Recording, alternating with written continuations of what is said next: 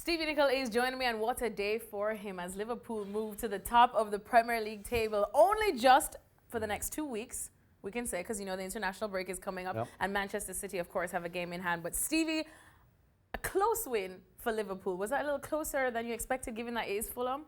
Well, I got to tell you, when Fulham equalised with 10 minutes to go, I was worried.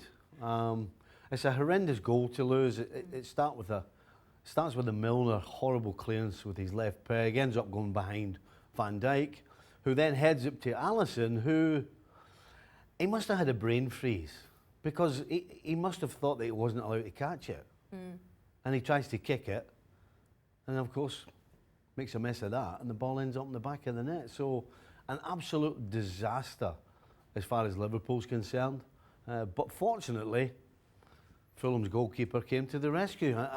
An unbelievably stupid challenge on Mane. He gives a penalty, and James Milner scores. So, listen, at this stage of the season, I keep saying it, it matters not how you do it.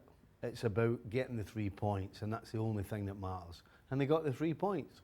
Highlighting some individuals now, who is your top player for today for Liverpool?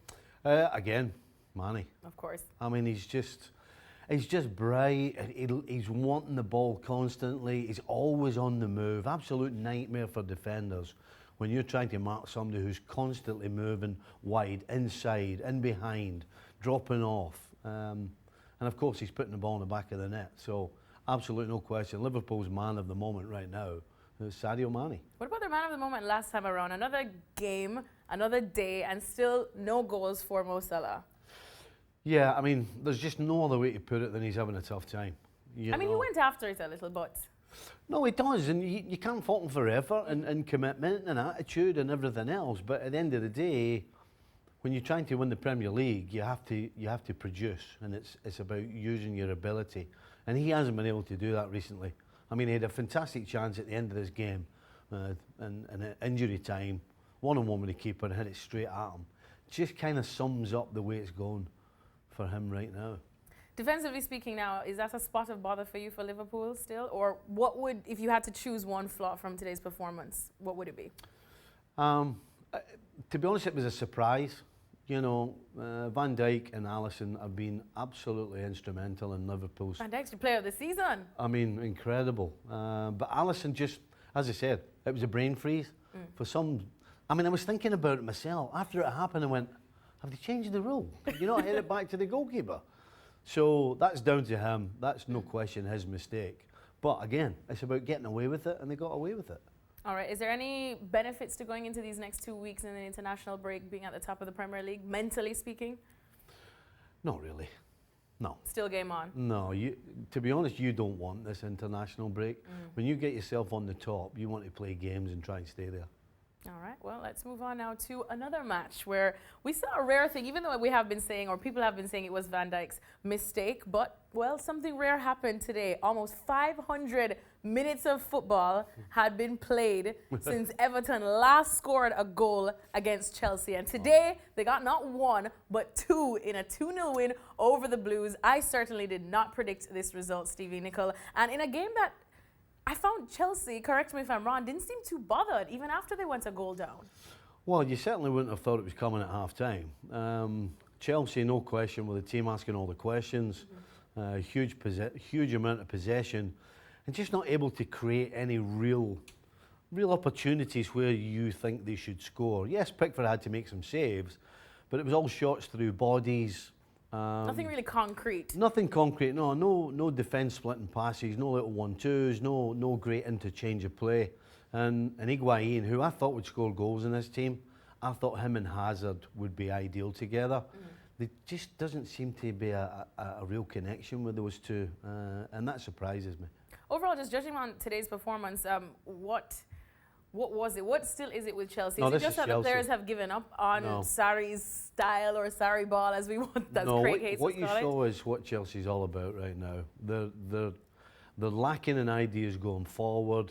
They're a little bit. I think they're a little bit messy in the way they play. There's no real connection, particularly between the middle of the park and the defence, and that's why they're losing games and losing goals. So Chelsea is what they are.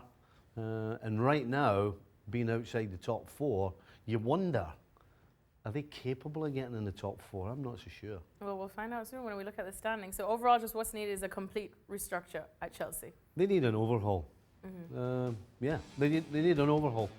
Yeah, well, if and we of have course, they might lose Hazard. So it looks like goodness. he might need to go indeed. Well, if we have a look at it, it's still pretty tight in terms of the top 4. There you see only 3 points separating Arsenal, Chelsea, and Manchester United. They're in 5th place, and you just said, forget it.